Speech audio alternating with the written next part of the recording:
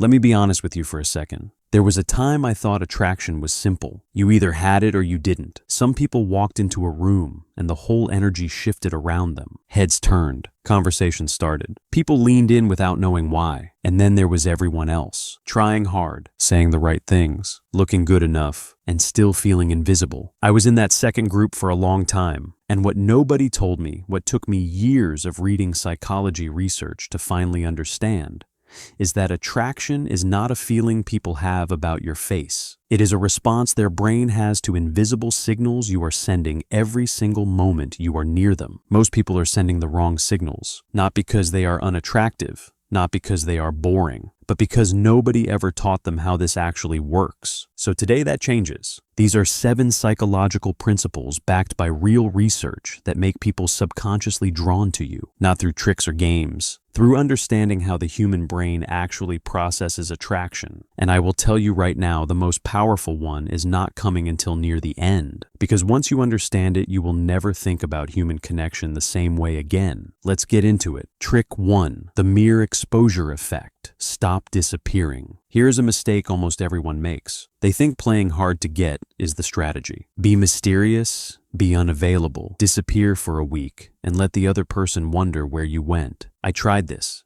It felt strategic. It felt like control. It failed every single time. Here is what psychology actually says. In the 1960s, psychologist Robert Zajonc ran a series of experiments where he showed people unfamiliar images, faces, shapes, symbols at varying frequencies. Some images appeared once, some appeared 20 times. Participants consistently rated the images they had seen more often as more pleasant, more appealing, and more likable. They did not know why, they just felt it. This is called the mere exposure effect, and it is one of the most replicated findings in all of social psychology. Familiarity does not breed contempt. Familiarity breeds comfort, and comfort is the foundation of attraction. Your brain is wired to like what it recognizes. When someone sees your face repeatedly, their brain begins to associate you with safety, with predictability, with warmth. That association quietly becomes attraction. So stop vanishing, show up consistently. Be in the same spaces. Engage naturally. Let your presence become familiar. You are not being desperate.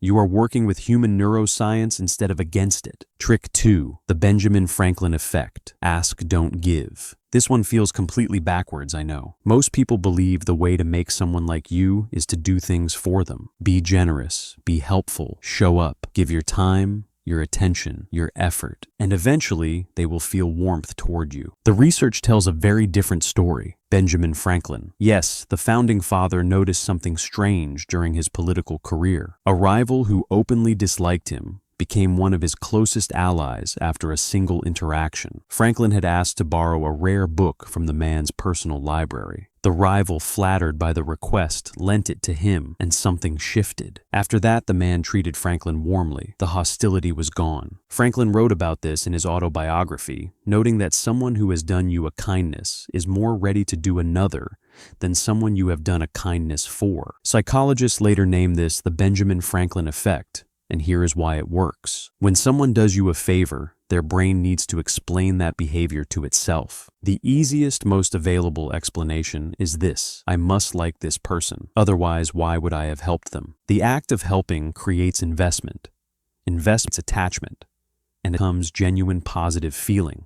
So ask your crush for something small, their opinion on something you are genuinely curious about, a recommendation, a small favor that is easy to give, but personal enough to register. Their brain does the work from there. You did not perform for them. You gave them the opportunity to invest in you, and that changes everything. Trick 3, mirroring, the silent language of connection. Have you ever been in a conversation that just felt effortless, where the words came easily, the energy matched, and time disappeared? And then, have you had the opposite? A conversation that felt like a job interview, no matter how hard you tried? The difference most of the time has almost nothing to do with what was said. Researchers studying social interaction have documented a phenomenon called behavioral mirroring, the unconscious tendency for people in genuine rapport to synchronize their body language, speech, pace, gestures, and energy levels with each other. When two people are truly connecting, their bodies know it before their minds do.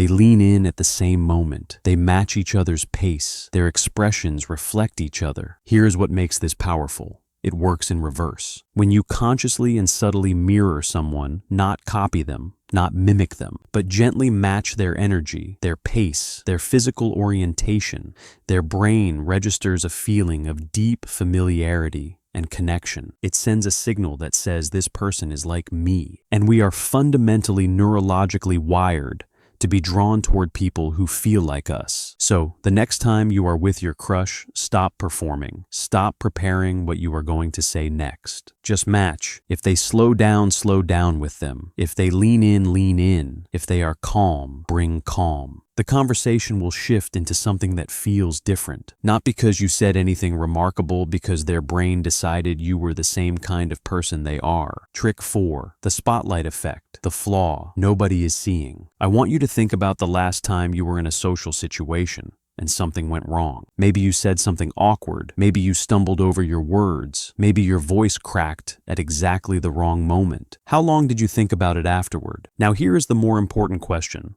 How long do you think the other person thought about it? Psychologists at Cornell University conducted a study where participants were asked to wear an embarrassing t-shirt into a room full of people, then estimate how many people in the room had noticed. Participants consistently overestimated by a factor of 2 or more. This is called the spotlight effect, and it is quietly destroying the attractiveness of millions of people who have never heard of it. Here's the reality. Your brain has dedicated an enormous amount of its processing power to monitoring your own behavior, your own appearance, your own social performance. You are the most important person in your own perceptual world, and so your flaws feel enormous and visible and obvious to you. But other people are doing the exact same thing. They are caught inside their own spotlight, worrying about their own performance. They have a fraction of the attention available that you think they do. The person who looks effortlessly attractive is not someone without flaws. They are someone who stopped believing the spotlight was on them. When you act comfortable in your own skin, when you stop tensing around your imperfections,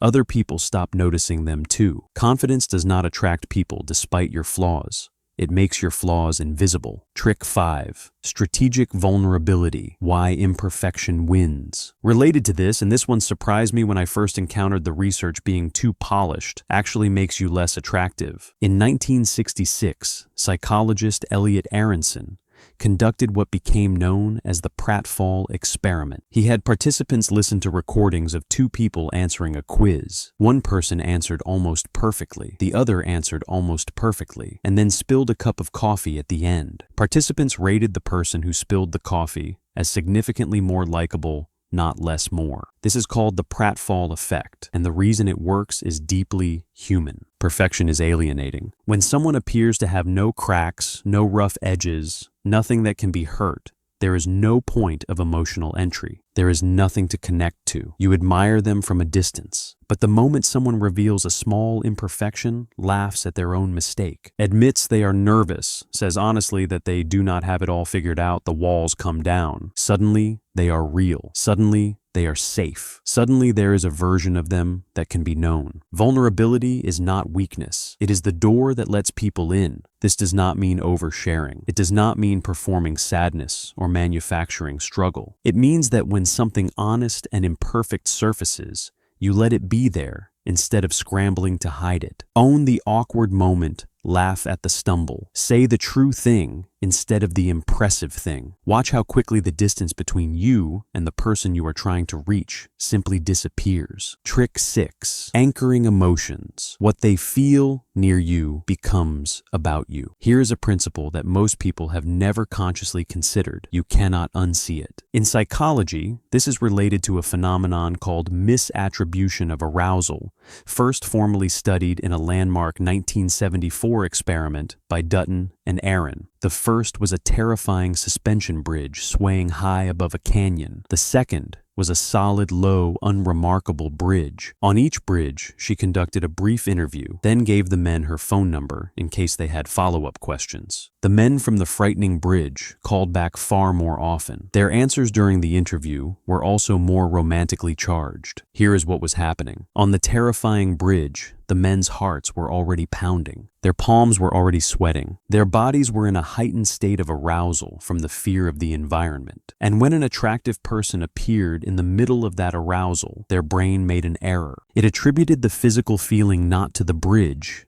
but to the person. My heart is racing, the brain concluded. It must be because of her. You do not need a suspension bridge, but you do need to understand that the emotions people feel in your presence become associated with you in their memory. Positive shared experiences, laughter, novelty, mild excitement, physical activity create emotional states that their brain quietly links to whoever is nearby. This is why the first date that does something interesting always outperforms the coffee and conversation date. The emotion created by the experience becomes part of how they feel about you. Create the right emotional environment. The feelings follow. Trick 7. Identity mirroring, the deepest psychological pull. Now this is the one I promised you. This is the principle that sits underneath every other principle on this list. And once you understand it, a lot of things in your life, not just attraction, will start to make more sense. Human beings do not primarily make decisions based on logic. They make decisions based on identity, based on who they believe themselves to be and who they believe the people around them are. The deepest form of attraction, the kind that does not fade after novelty, wears off the kind that makes someone feel genuinely pulled toward another person without being able to fully explain why, comes from the feeling of being truly seen and reflected. When someone feels that you understand not just what they think, but who they are, when your presence seems to recognize and confirm the version of themselves they most want to be, you become someone they associate with their own sense of self. Psychologist Carl Rogers built much of his life's work around this. He found that the deepest human need beneath all other needs is to be fully known and still accepted. People are not ultimately attracted to the most impressive person in the room. They are attracted to the person in whose presence they feel most fully themselves. This means the goal is not to perform, not to be the most interesting version of yourself. It is to be genuinely curious about who the other person is, to ask the real questions, to listen without preparing your next line, to let them feel in the rare and disarming way that almost never happens that you actually see them. When someone feels seen, they feel connected. When they feel connected, they feel safe. When they feel safe, what they feel is something that, for all practical purposes, looks and functions exactly like attraction. And the most powerful part? It has nothing to do with your face, your height, your bank account, your wardrobe. It is a quality of attention. And attention is something you can give to anyone at any time, starting today. So let's bring this back to where we started. There are people who walk into rooms and change the energy. And for a long time, I thought that was something you either had or you didn't. What I understand now is that it is a language, a set of signals the brain reads and responds to before conscious thought ever gets involved. Familiarity, reciprocal investment, emotional synchronization, comfortable imperfection, shared experience, and above everything else, the rare, powerful gift of making someone feel genuinely seen. You do not need to change who you are to speak that language. You just needed someone to teach it to you. Now you know it. Go use it, not to manipulate, not to perform, but to connect more authentically than you ever have before. Because the deepest irony in all of this psychology